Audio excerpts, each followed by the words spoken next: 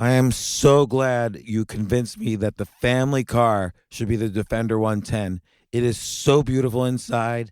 It's so comfortable and it just feels indestructible. Yes, it really is. I've been waiting a long time for the new model to come out. The Defender 110, I'm telling you, it's my favorite car of all times. It's my third one.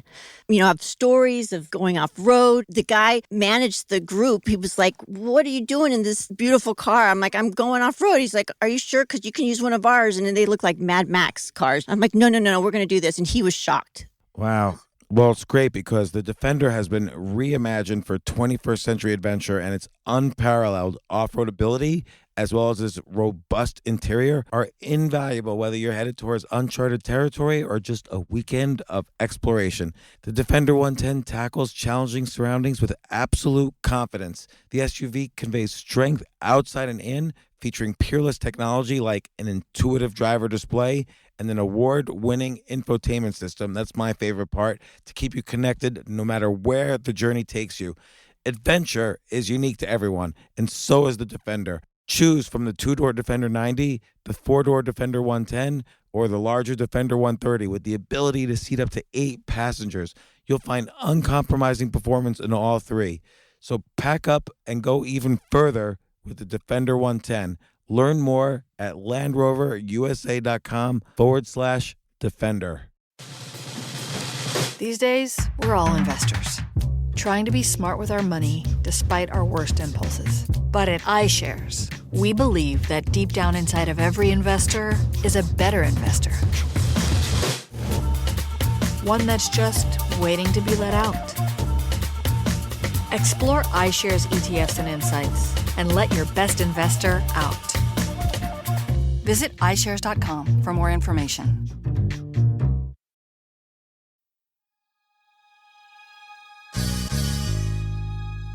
Oh man, I cannot believe it. One of my all-time favorite podcast guests has just passed away. I'm really sorry to hear this, but we had an insane podcast. Podcast was with Coolio, and this was really one of my early podcasts. I did this one back in, I believe, 2014, and I was nervous. Like, Coolio had been my favorite rapper back in the 90s, and I just loved everything he did. In the podcast, he described to me his writing process. It was a lot more intense than I thought. And it was also good training. I was a beginning podcaster then, and it was good training for me to kind of learn how to kind of stop when I get curious and find out what's going on. Like, he mentioned some thing about having some problems, and it turned out, and I stopped him, what problems? And he's like, "Oh, was addicted to cocaine." And I'm like, "Well, how do you get over an addiction to cocaine?" And he describes the answer. So we talk about music, we talk about his process, we talk about his personal journey and ups and downs. And I really wanted to re-release this just to show my appreciation for what a genius this person was and how grateful I am that someone like that came on my podcast so early.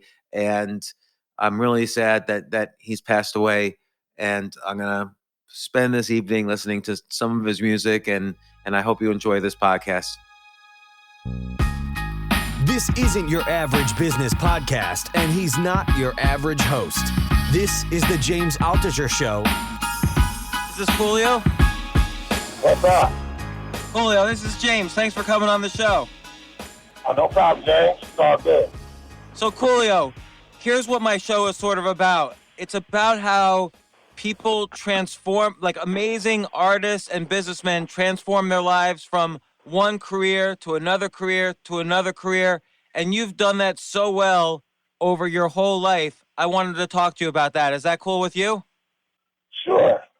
I saw you once on Craig Ferguson's show, The Late Late Show, and you kind of did this funny thing. You turned the tables on him and you asked him, you were almost making fun of the question, like, "Oh, how did you get into rapping?" So I'm assuming like everyone asks you that, but I have to ask you that because it's interesting to me.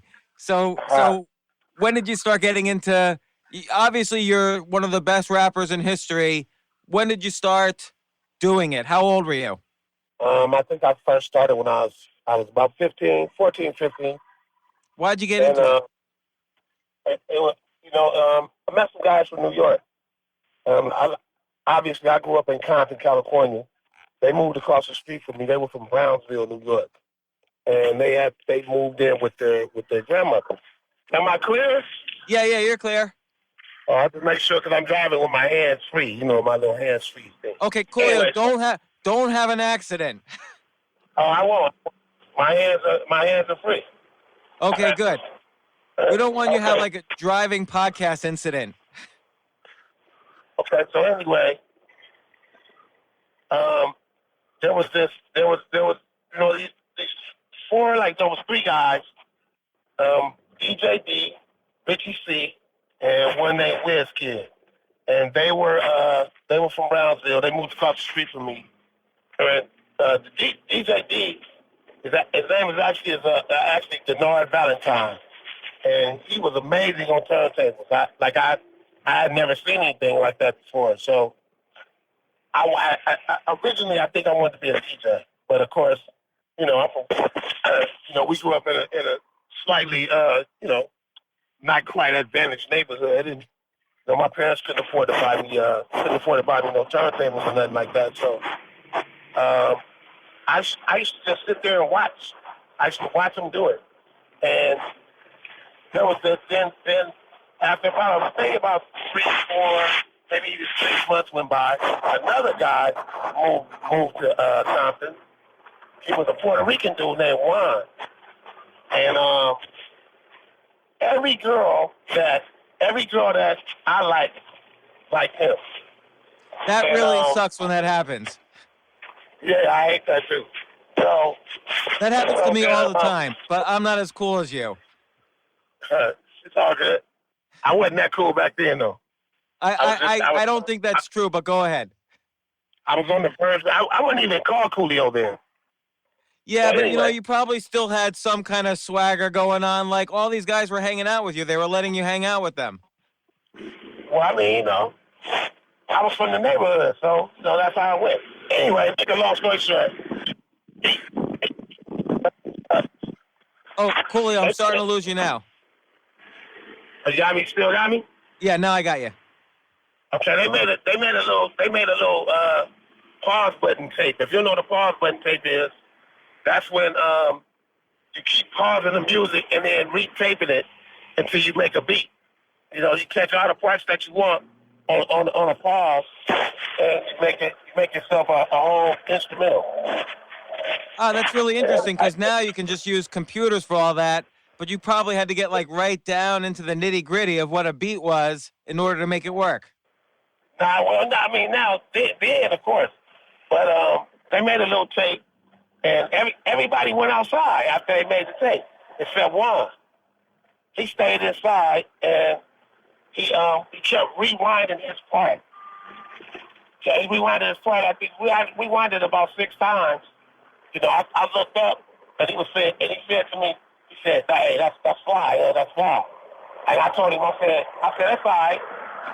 He said, "All right." He said, "You can't even rap."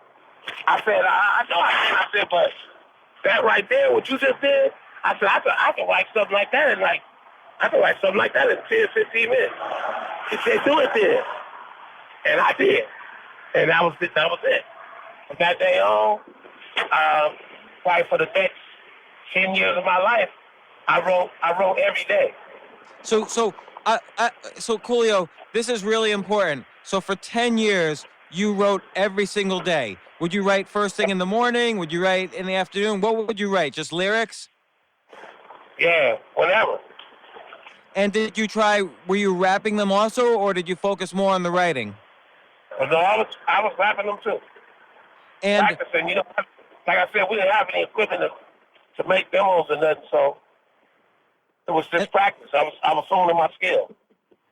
And so 10 years. What year did you start writing? How you were born in 1963, so it's like 1977 you started writing. Let me see. Add that up. Let me see. 63 plus 7, that'll be 1970.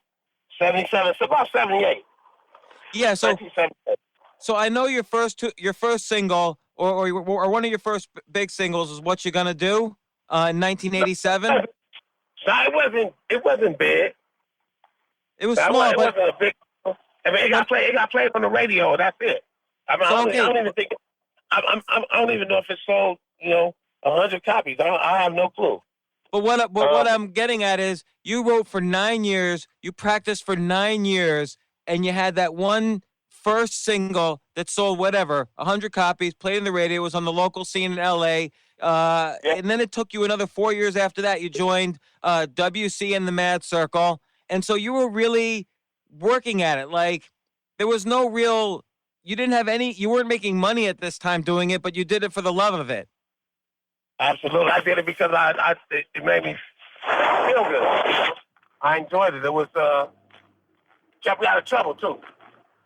In what sense? Like what were your friends doing? What was going on there? Gang banging, robbing and stealing. So you were doing this for 9 years before you even had a single. Like I'm assuming girls It might have been longer than that, to tell you the truth. Yeah, it might have been longer than 9 years. I'm not absolutely sure. Were you getting pressured to like go out in a gang? It was longer than that. Because I mean, I joined Low Profile before I joined the Mad Circle. The Mad Circle came off the back of Low Profile because Low Profile broke up. That was DJ Aladdin and Dub C. Why do you think so many people think that they don't need to put in like 9 years of work in order to be great at something? I think because people are lazy. They want, especially the kids today, man. They want everything the easy way. And I didn't even consider making it in rap. I mean, people wasn't getting record deals back then and stuff like that. I didn't know if that was going to happen or not. I was just doing it because I loved it, and I actually wanted to be a psychologist. Why'd you want to be a psychologist? Because I was good at reading people.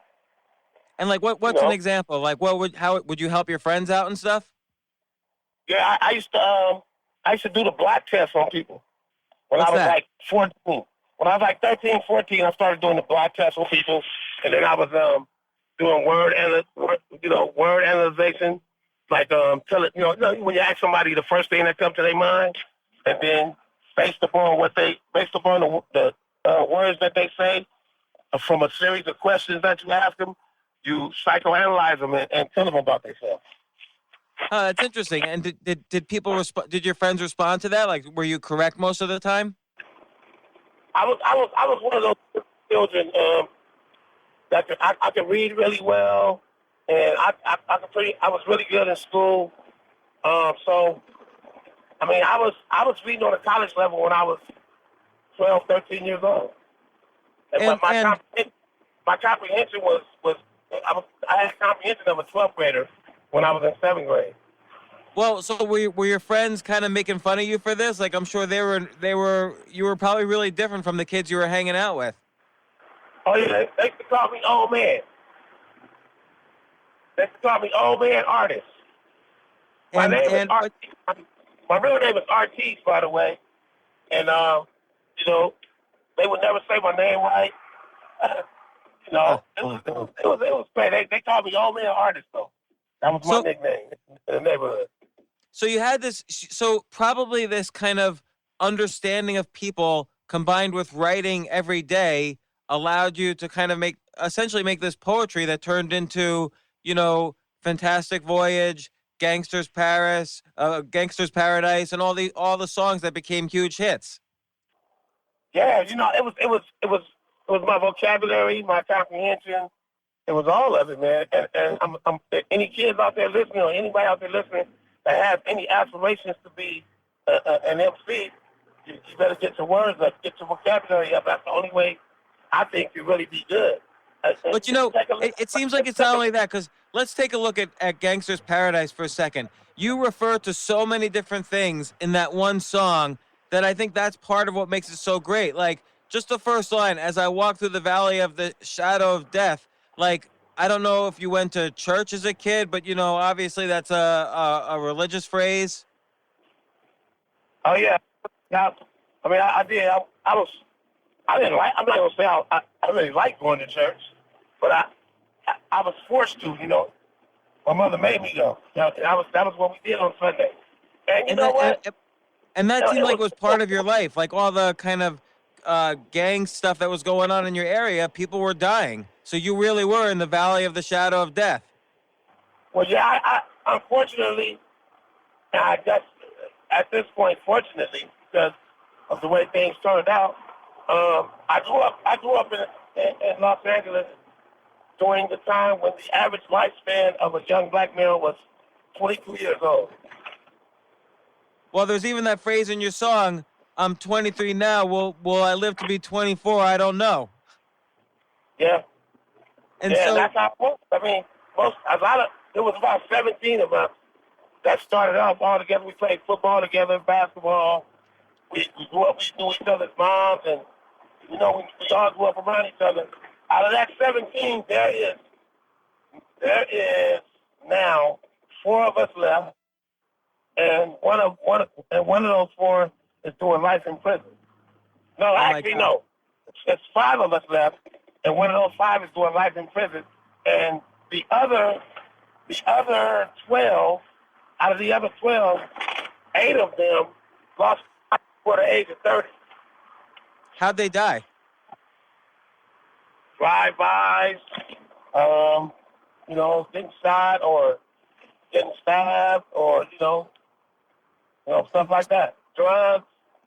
So it seems it's really interesting to me. Like, you take songs like "Fantastic Voyage" as an example. They're not the typical kind of straight out of Compton sort of song. Like, your lyrics are never violent, even though it's clear you're from, you know, South Central LA and everything. You weren't like an NWA type of guy. Well, I mean, when I got a chance to make records, the first thing I thought to myself, okay, I'm gonna have the opportunity to be heard by millions. Do I want to say the same thing that somebody else already said? And so I looked at it that way, and I decided that no, I didn't want to do that. So I took a different approach. Well, and it was almost like kind of a semi-humorous approach. Like "Fantastic Voyage," the video is like, it's like almost like your later Juggalo stuff. Like, it's all these clowns coming out of a car in the video. Actually, no, it wasn't clowns. It was just all kind of people. It was normal people coming out of the trunk. That was actually, and by the way, that whole video, pretty much that whole video and everything about it, the whole concept was mine. That's great. So you were writing the lyrics. Who wrote like the music? My boy, we call him DJ Wino. His real name is Brian Dobbs. He did like 13 songs on my first album. Wow. And then did you work with him on Gangsta's Paradise also? Yeah, he did about maybe 7 on the second album. He didn't do that many on the third. Yeah. So "Fantastic Voyage" was a hit, but then Gangsta's Paradise, you didn't even realize at first how big that was going to be. Like, how did that come about? Well, Gangsta's Paradise, man, I walked in the studio and I heard the track playing. LV was singing, he was just fleshing out the hook, just getting it, just getting it right. And I walked in the studio and I said, whose track is this? And the producer's name is Doug Rashid. And I said, whose beat is this? And he said, nobody's. He said, it's something I'm working on. I sound just like him right now, too. He said, it's something I'm working on. I said, okay. I said, well, then it's mine.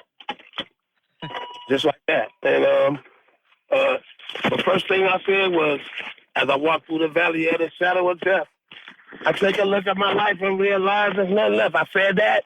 I sat down. I wrote that down. And then I kept writing it.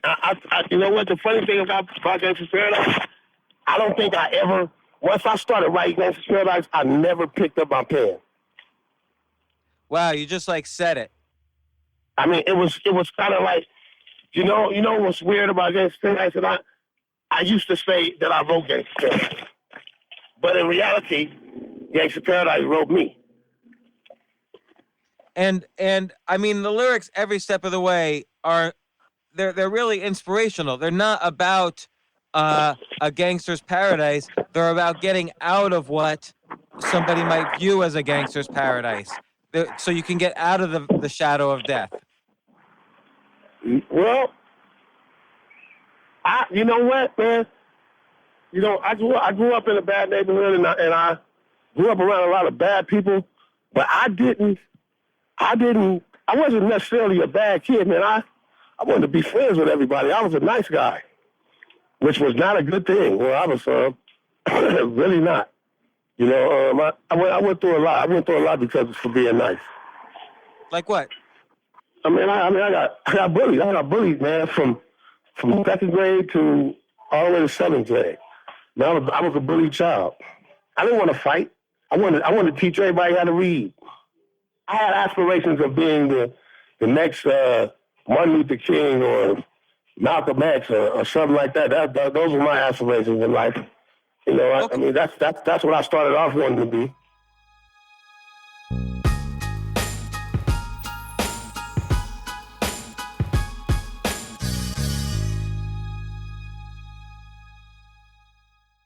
You know what I love about fantasy sports is that even though I'm not going to be a great basketball player or a baseball player or a football player or whatever, I feel like I get to participate and make decisions and use my knowledge of these different leagues or these different sports to compete. So it's like I can pick my team or I can pick my favorite players and I could use my knowledge to make predictions and maybe even make money. So with the basketball season here, you can now pick combo projections across football and basketball from the Specials League on Prize Picks. This is a league created specifically for combo projections that include two or more players from different sports or leagues. Want to play alongside some of Prize Picks' favorite players like rapper Meek Mill and comedian Andrew Schultz, who's also been a guest on this podcast, and I've been a guest on his? You can now find community plays under the promos tab of the app to view entries for some of the biggest names in the Prize Picks community each week. Look, Prize Picks even offers a reboot policy so that your entries stay in play even if one of your players gets injured. For football and basketball games, if you have a player who exits the game in the first half and does not return in the second, that player is rebooted. Prize Picks is the only daily fantasy sports platform with an injury insurance policy. What? So, I love playing it. I love anywhere where I can use analytical ability with my interests to demonstrate some skill and maybe make some money. And I like the game-like aspect. I do wish they had chess as a category on prizepicks.com, but I'll settle for what they've got.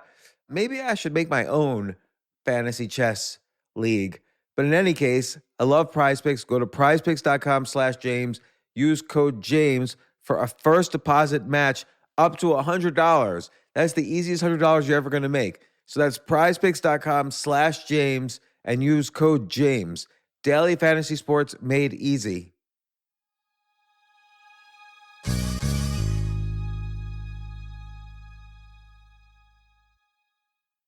The future of learning is definitely online. Like, it's such BS that you have to spend $200,000 or take $200,000 in loans and go to some fancy school when it's useless. It doesn't guarantee you a job. Most employers, including me, do not care about degrees or grades or anything like that. We want to care that you love what you're doing, that you know what you're doing, in some cases that you have experience or that you're willing to learn. But people in general love learning and are curious. Like, the key to success is curiosity. And I think masterclass.com is the perfect model for online learning. I'm really happy they're sponsoring this episode. If you're going to give a gift, give the gift of learning. Masterclass makes a meaningful gift this season for you and anyone on your list, because both of you can learn from the best to become your best, from leadership to effective communication to cooking.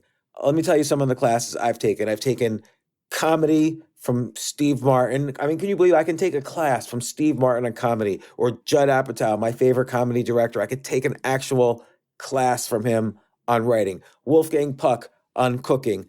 Dan Brown on writing, or Judy Bloom, who's been on this podcast, on writing. By the way, Wolfgang Puck also has been on this podcast. It's such a pleasure. I try to take classes all the time from masterclass.com. And whether you're watching Masterclass on TV or listening in audio mode in the app or on their site, the quality speaks for itself. It's like these masterclass instructors are your own personal mentors that are going to help you reach the next level. How much would it cost to take one-on-one classes on comedy from Steve Martin or on chess from Gary Kasparov? You just wouldn't be able to do it. But it would cost hundreds of thousands of dollars.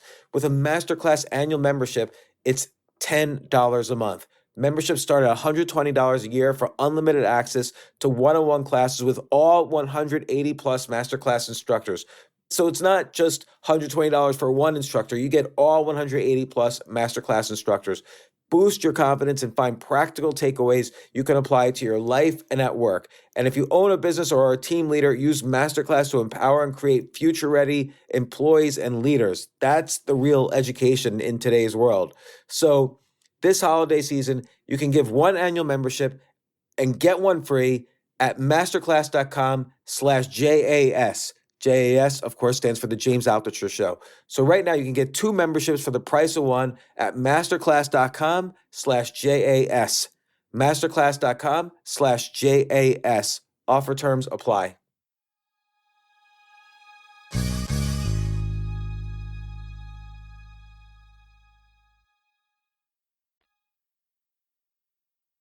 So you were 22 years old when you wrote Gangsta's Paradise, and this really changed your life. Like, you were a life-changing person at that age.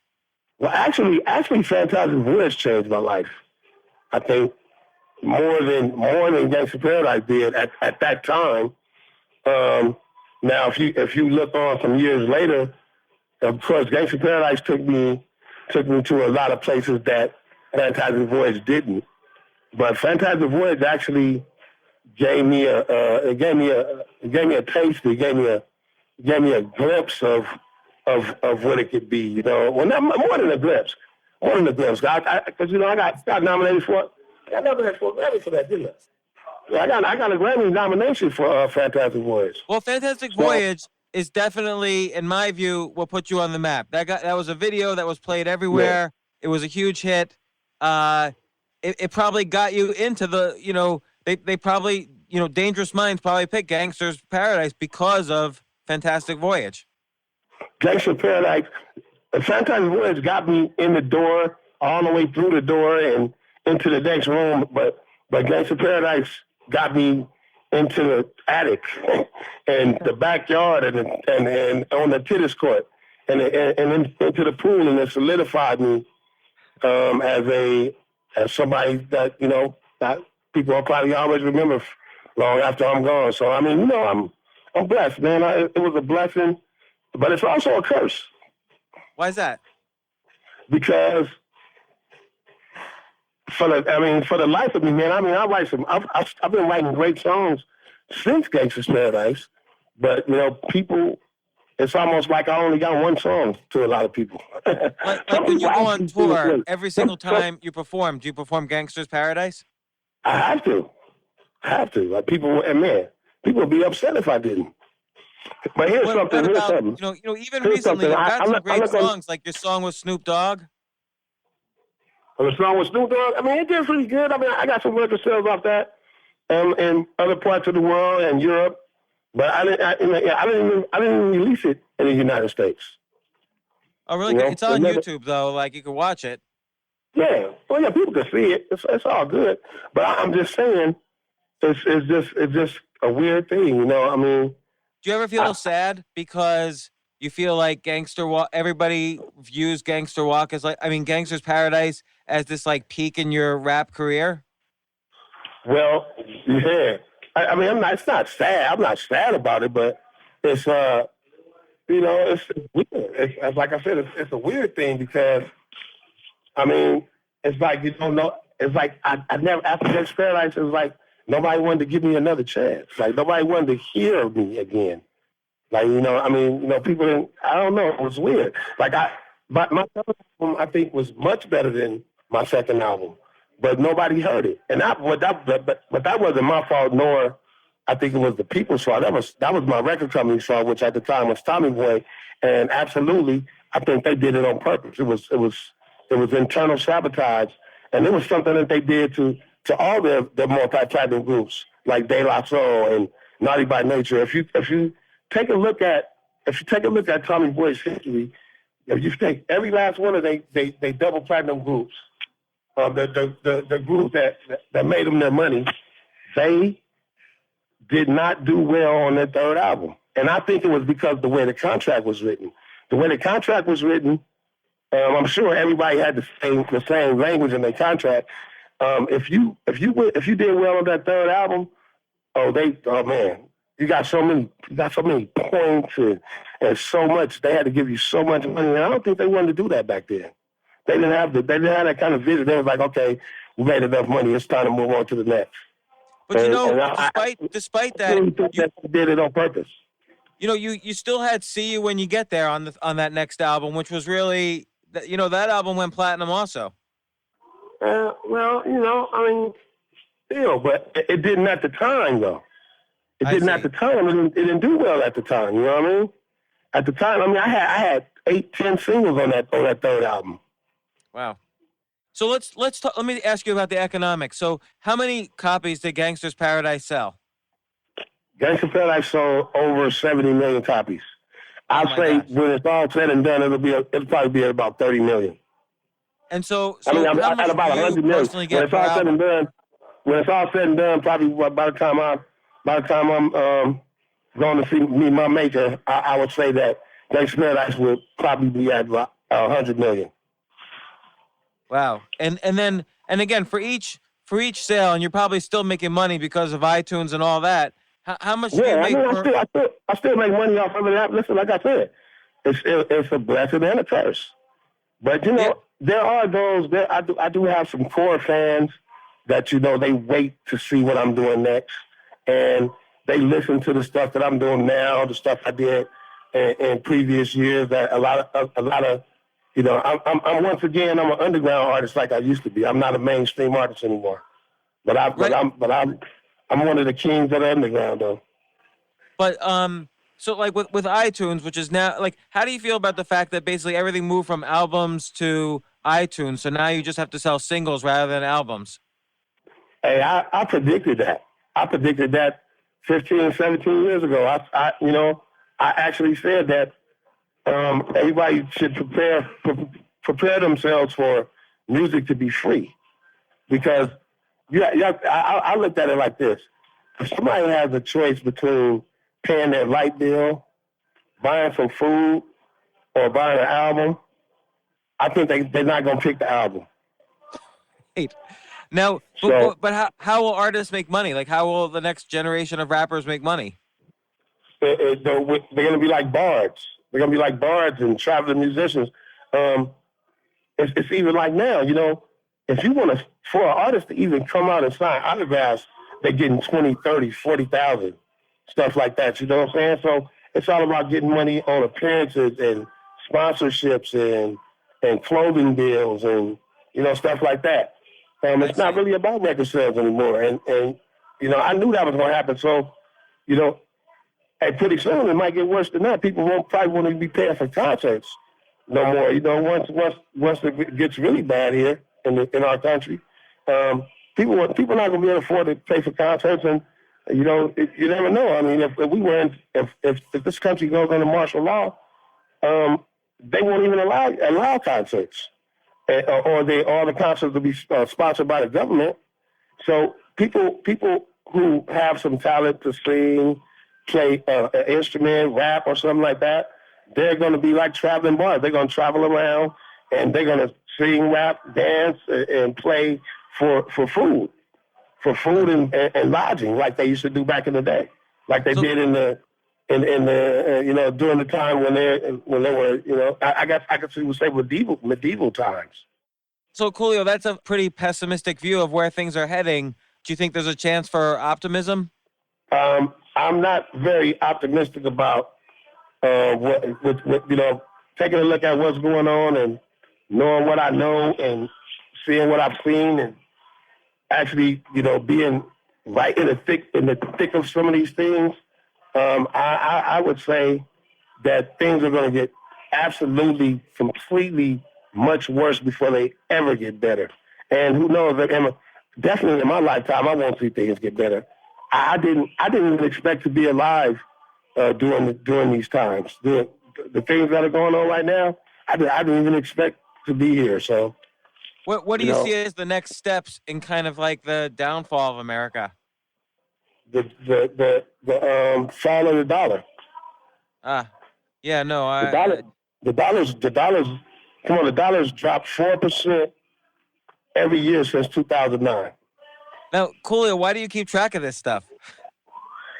Hey man, because I mean it's important. It's important, for me to keep track of that stuff so that I can, because I have a family, I have children, I have people that depend on me, man. So every dollar counts, and every penny counts. In these times, I'm trying to figure out a way to get my money out of dollars. You know, I'm trying to figure out what's the next phase. Gold is too expensive. Copper, precious metals are too expensive. So I'm trying to figure out something else. I'm trying to figure out I'm trying to create some type of barter system or something. That's interesting. So have you invested in other stuff other than precious metals or euros or anything? I'm dibbling dabbling in a few things. You know, I'm dibbling. I don't want to put it out there. I don't want nobody to make a run on what I'm running on. But my thing is what I'm trying to do right now is I'm trying to learn how to be self-sustainable, how to live without the power company, how to live without the water company and the gas company and all of it, and how to have a vehicle drive without gas, and I'm trying to think of other things, other ways to live life, without being dependent on anybody. I'm not necessarily saying I'm trying to get off the grid, but I'm trying to I want to be able to get off the grid if I have to.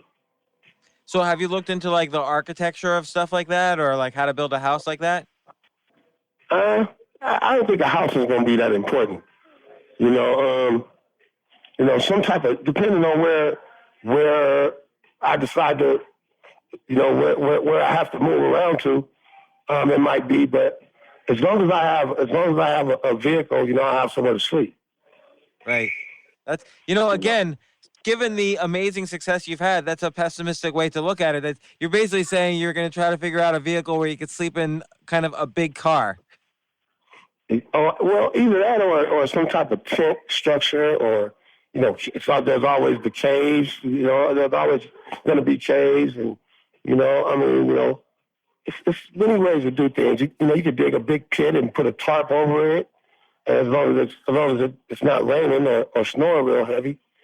But you know what, Coolio? A lot of times I see people who are young, they get worried about money, and then after they have money, they get worried about the end of the world and survival. I think sometimes it's not as optimistic as young people think, and it's not as pessimistic as us people who have, gotten a little older think either. Well, that's because you're suffering from normalcy. That could be. Like most people suffer from normalcy. Normalcy is a condition that most people have where they don't believe that something like that can happen because it hasn't happened. And but you live in America, so that's why you feel that way. But if you lived in Venezuela, or if you lived in, let's say, Russia, you wouldn't be thinking like that because it's already happened in those places. Also, and I'm not saying, and all this end of the world crap, that's crap. There's not going to be no end of the world. That's not going to happen. What it is, it's going to be the end of an age. When people start talking about the end of the world, that they read it wrong, because if you understand, the things that were written down that were passed on to us for us to learn from were interpreted wrong. And when people interpreted the end of the world, that phrase, what it actually was the end of the eon, and the eon is actually the end of the age. And we already have ended one age and into another one. We're now in the age of Aquarius. So that's already happened.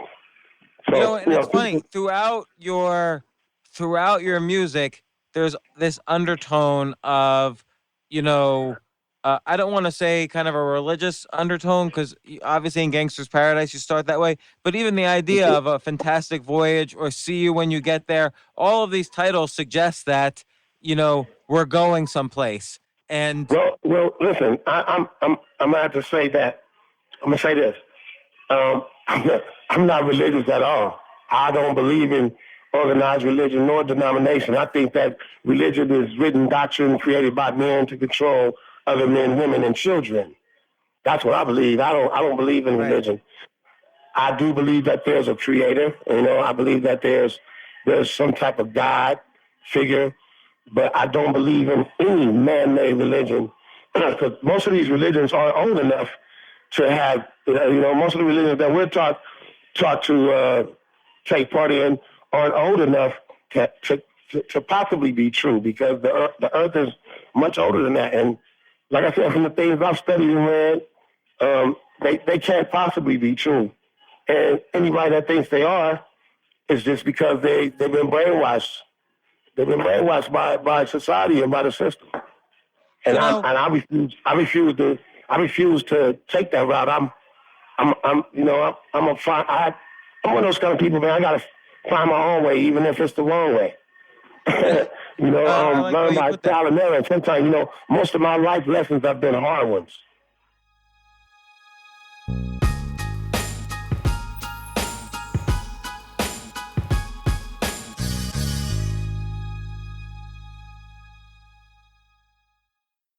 Oh my gosh, I love these clothes. Mizzen and Main, that's Mizzen and Main. It really is the most comfortable work clothes. Travel clothes. I had to travel this whole week. I'm traveling for a week and a half, and I just took Mizzen and Main clothes with me. Close out 2023 in style with comfortable, breathable, packable, and machine washable pieces from Mizzen and Main.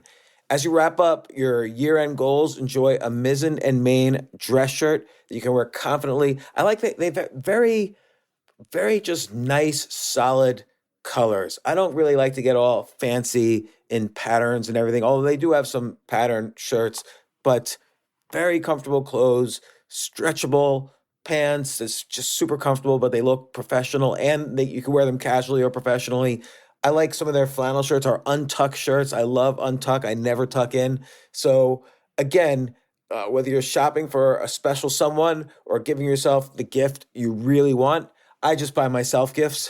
Mizzen and Main is the perfect gift for any guy who works, travels, and cares about looking and feeling great. As you could tell by my many photos across the internet, I care about looking fantastic. I'm practically a model. And let's be honest, every guy loves to look great. So again, shop now at mizzenandmain.com and save 20% when you spend $130 or more using promo code James. That's promo code James at Mizzen and Main, Mizzen and Main.com.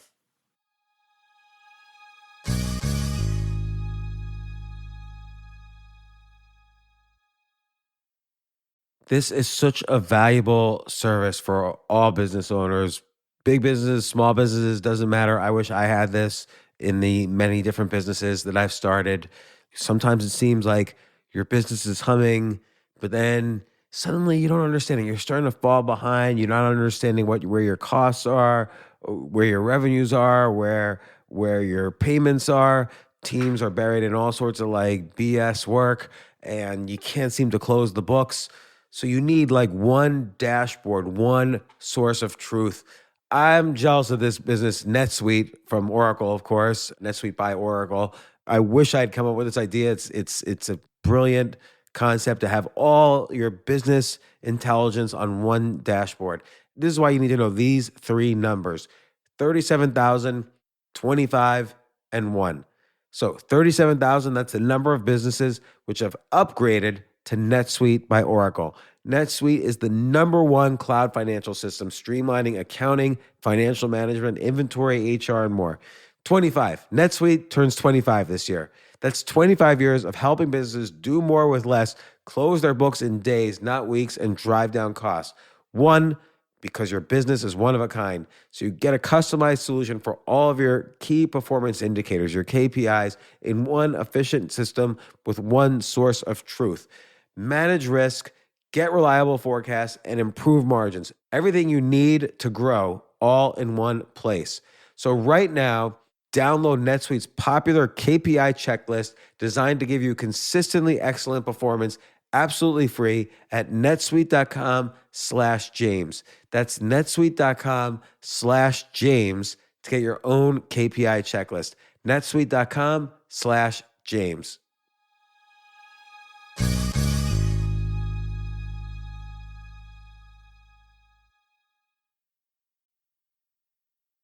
So it seems like in the past 10 years, you've taken like kind of a right turn. Like I really love the, cooking with Coolio.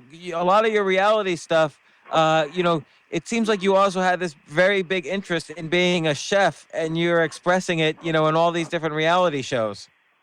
I can cook, man. I really can. I have an affinity for it. It's something that happened totally by accident. There was a time when I didn't enjoy mealtime anymore. I didn't enjoy food. I ate to live. And then because of that, I used to eat my food like as if I was in prison, as if I was on a time limit. And one day my daughter said to me, she said, "Daddy, why do you eat like that?" And I said, "Eat like that?" She said, "You know what I'm talking about." And I said, "Well," so I explained it to her. I said, "Well, I don't really enjoy the food." She said, "The food is good, though." I said, "Well, it's not good to me." And so she said, "You know what, Daddy, you might need some therapy. You might need to go see somebody and talk to somebody about that." And I was like, "Shut up and go eat." So, but it did stick in my head what she said, and I recognized that I did have some type of problem. But, most of the time, black people don't do therapy. And I'm one of those people. So I gave myself therapy, self-therapy. I identified what my problem was and where it stems from. And I sat down and objectively thought about a way to fix it, which was to learn how to cook things that taste like my mother's cooking. And that way I would enjoy food again. And that's what I did. It probably took me 10 years, almost 12 years to figure out the way my mother used to do things, but I did, and some of the things I do better. And through that process, I realized that I had a refined palate. So, it took me to another place.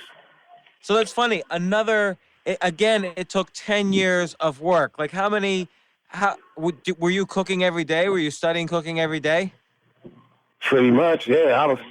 What's up, man? Let me get a toast. I cooked every day for a lot of years, and I got stuck in my chili powder phase, where everything I cooked had to have chili powder in it, or it had to be hot and spicy. I went from that to cooking everything in the oven. Everything I made was in the oven, and I slow cooked all my meat, and pretty much used the same seasoning on everything. And from that, I just branched out and started. I just started doing all kind of stuff. And then you did the online show, Cooking with Coolio. What made you decide to do an online show like that? Me and my business partner and my manager, Jerez, we used to share a house. And Jerez, he was on Cooking with Coolio. Yeah, he actually sitting right here.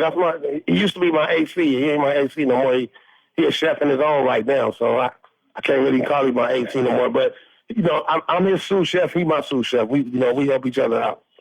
Cool. So anyway, we were watching. We both happened to be watching watching the cooking channel or the Food Network or something like that, and it was this guy on there, and he was boiling some water for something, and he was talking, and he turned his head away from the pot, and he grabbed the handle. And he didn't realize that the handle was not non-conductive. It was conductive, and the handle was just as hot as the pot. and he burnt the hell out of his hand, and he dropped the pot and he screamed, and I started cracking up, and Jerez started cracking up, but he was in another room. Now listen to me, Jerez was in another room, I was in another room. We both was watching the same thing. We both ran out of our room at the same time, met each other in the hallway, and realized that we had been watching the same thing. Oh, okay. And then so he said, man, cooking shows is boring, man. Man, somebody need to do another type of cooking show, man. He said, what if we had a cooking show? And I said, if we had a cooking show, it'd be like this. And we started pretending like we had a cooking show. So every time my kids would come over or somebody would come over, we bring some girls over or whatever, we would pretend like we had a cooking show. That's great. And that's how it started. And we did it for fun. And then a friend of ours came over. He just happened to just got his foot in the door. He was a writer who had just got his foot in the door in Hollywood and television, well, film and television. And he said he knew somebody that might want to give us a deal online, which was mydamnchannel.com. And you know, we went and pitched them the idea, and they jumped on it, and that's how Cooking with Coolio was born. Well, it's really funny because it's a different side of you. You know, people are used to seeing the Gangster's Paradise Coolio, and then it's just off the charts. The Cooking with Coolio. It's not your average cooking show. Well, state. You know what? State. Just speaking of that, you gotta just start paying attention, and check my Facebook, check my Instagram and my Twitter and my Vine, and we starting to do a lot more comedy type stuff. I'm starting to do this show called Coolio's Comedy Cafe. Oh, I didn't know about that. Yeah, we just started. It's in its infancy, but I promise you won't have to wait 10 years for me to find this one because I already got it down. So we're gonna start doing. Do you still every month or 6 months or whatever get a check for Gangster's Paradise? Does that still bring in money? Every 4 months. Every 4 months. So that'll just keep you going. Every quarter. And you're touring and you're doing all this other creative stuff. When you were first starting out with the rapping and you were writing every single day, 10 years, who were your biggest influences? Because you must have had kind of mentors, either virtual or actual. Melly Mel from Grandmaster Flash and the Furious 5, I think. These are all New York guys. That was the first rapper I wanted to be like. And he used to rap like this. I'm Melly Mel. I'm Coolio. I mean, it was like that. That was my first. And then there was Curtis Blow and Run DMC. And the first time I went to Fresh Fest, and I had a partner I was rapping with named Spoonie C. And we saw Run DMC for the first time, and it changed my life. We were in a performing arts program at a radio station called KDAY back in the day, 1580 KD. It was on AM radio, and we were in a performing arts program for them, and we performed at senior centers and performed at high schools and. Every once in a while, somebody would get a slot opening up for a big artist, at a radio, one of those radio summer jam shows, type jam, and all that type of stuff. And from I immediately went, I went and changed my show completely after I saw Run DMC. Like my whole way of looking at hip hop changed. In what way? I realized that I actually realized what actual stage presence and showmanship was. I've never seen anybody control the stage like Run did. Run controlled the stage better than what's our boy from the Rolling Stones? Run from Run DMC controlled the stage better than Mick Jagger. Really? Because Mick Jagger's known for controlling the stage. I mean, he was, man, people hung on his every word, like everything he said, people just hung on his words, man. And I was amazed. I was like, I want to do that. So what are some tips for controlling the stage? and that's what I aspire to be. What are And some then I'm gonna tell you somebody else that changed the way everybody rapped, and that was Rakim from Eric B and Rakim. Rakim was the first rapper to rap in his natural speaking voice versus rapping like this or putting some kind of accent on his voice or something like that. He was the first one to do that, and it changed everything. It changed the way we do everything. But I feel like in your like take Gangsta's Paradise as a classic example. There's almost a little bit of singing in what you're doing. It's not like your natural voice. I'm not. No, I'm good. Back then, I think when I was rapping, I tried to put a lot. I wanted to have my own style, my own sound.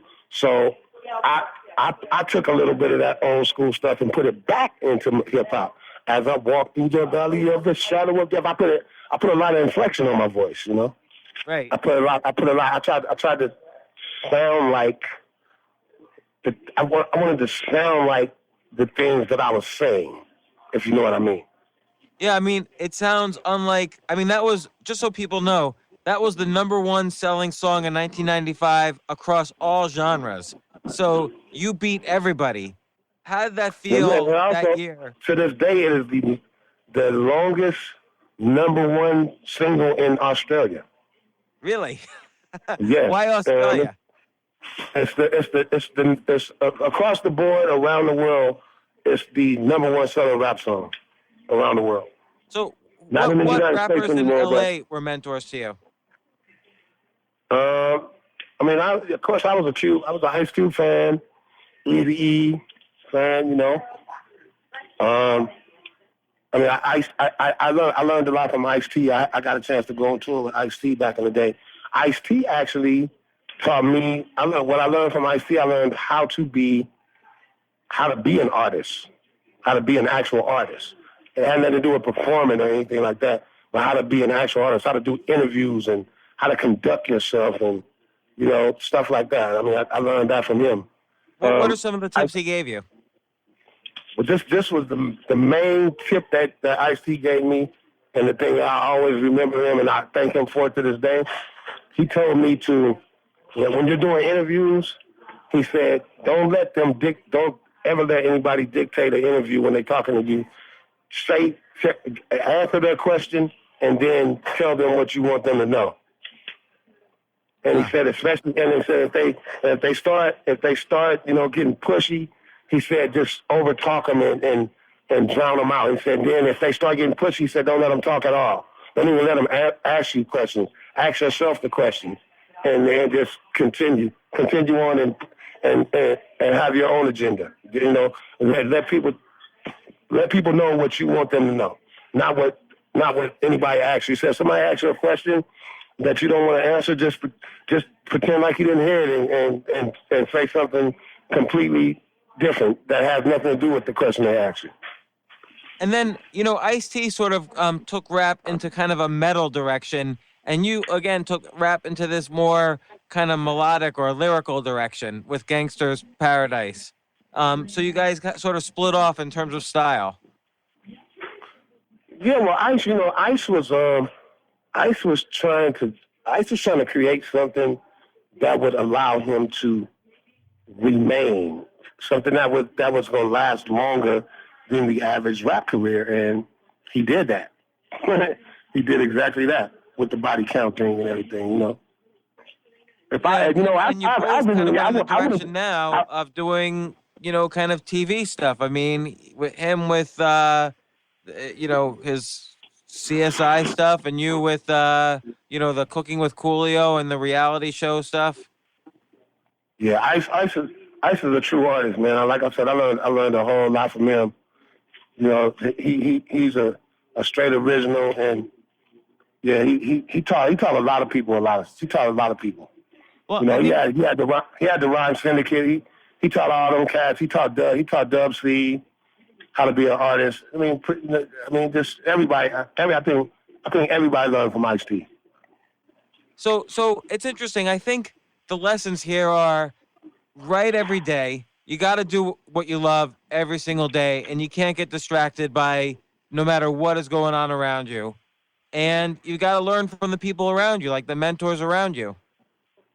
And you gotta, I think you gotta be prepared to.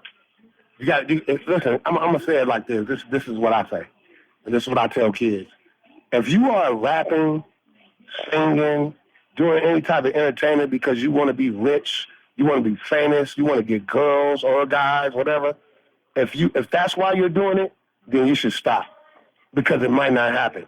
If you're doing it because you love it, then continue to do it because you love it. And even if you don't make it, at least you'll be doing something that you love, and learn how to do other things. You might learn the business of music and the business of other forms of entertainment, and maybe you can manage somebody, and you just rap for or dance or sing for a hobby. So I kind of call that the umbrella approach. So if you're interested in rap, there's lots of ways you could succeed. One way is rapping, the other way is managing, the other way is being an executive or whatever. It is, man. There's a whole bunch of ways to go, man. A lot, quite a few. And so, I'm just. Go ahead. What's next for you? Are you going to focus on obviously you're doing touring. Are you going to focus on the comedy shows? Well, no, I'm trying to do a few things. Right now. I'm gonna stay with cooking, because that's one of my passions, and I'm gonna keep rapping until I start sounding like till I don't sound good anymore, or I don't have wind anymore. I'm getting older. I'll continue rapping until I'm not good anymore. When I start sounding like garbage, and my mind is not sharp enough while I'm witty and I can come with bomb lyrics, then I'll quit. But then after, in the midst of that, I'm going to continue to cook and create different foods and different dishes. I plan to go into frozen food someday. Maybe open a restaurant, or and have maybe a couple food trucks, and who knows? Might even open a Coolio cooking school. Who knows? Yeah, I love that idea. If I get the right investors. Not only that, we're gonna do some comedy. We're gonna do more cooking shows. We're gonna do more cookbooks. We're gonna do festivals and all kind of stuff, man. And then we just, I'm trying to get back on TV. And then I'm trying to bring a hip hop show to the Vegas Strip. Well, what would you say right now is, given the span of your career, like this is a 35-year span of your career, what's the lowest point of your career? Man. I don't even want to talk about that, because I don't want to go there. Okay, no problem. I'm just saying I'm well away from that point, and the way to stay away from something is to leave it away. So let me ask you in a different way. How did you bounce back from the lowest point in your career? I just took it one day at a time, bro. Yeah. I'm gonna tell you, the lowest point of my career, I had a little stint, maybe about 8 years ago. I started dabbling, playing around with that damn cocaine again, and it almost got me. But I was able to get away from it again. So that's two strikes. I won't go in for a third. So I'm done. I'm done with the drug scene. And how do you get away from a bad habit like that? Man, it's willpower. You have to understand, there aren't many drugs that are physically addictive. There are some. I've never been hooked on any. Cocaine, stuff like that. Those are mentally addictive drugs, and my mind is stronger than my body. All right, I tell my body, and I tell my hands and my feet and not to go and buy drugs from this person or that person. I control myself, so my mind. I just use my mind and say, okay, I don't want to do that no more, so I'm not. Well, clearly that's helped you in a lot of cases, building up the rap career, avoiding these situations, building the cooking career. You've been an incredible success. I have to tell you, I don't know if this is a good or bad thing to tell you, but Gangsta's Paradise is my all-time favorite song ever. So thank you for writing it. It's a completely different song than any other song out there. And I really appreciate you coming on my show. Hey, you know what? You're where you are right now, but I bet you if you could see what I'm seeing right now, you'll wish you had my eyes. I'm sure. What are you seeing right now? Man, you should see this bartender I'm looking at right now, man. She's smoking. Like the room got a little haze of smoke in it. Like somebody in there smoking cigarettes. Well, she that hot. She that hot, bro. She's so hot that she got somebody need to put ice on everything in there. See, you still got away with words. I'm to be honest with you, I'm just telling the damn truth. That's great, Coolio. Well, you've had an impressive career, and again, thanks so much for coming on the show. I super appreciate it. She's from Hungary. She making me hungry. She look like something to eat. See, you're combining your cooking with your rapping. Exactly. Hey man, you know what? Because you started off kind of, I thought you was gonna be obnoxious and whatnot, but you actually Why'd you think I was gonna be obnoxious? You started off kind of goofy, but then actually you're quite intelligent, man. Your line of questioning and the way you ask questions is very disarming. You made me talk about stuff that I don't normally talk about. I let you get in my head, man, without really knowing it. So kudos to you, man. Thank you. We're mutual fans. That's great. Thanks again. All right, be cool, bro. I will talk to you soon, Coolio. Bye. Keep doing what you're doing, man.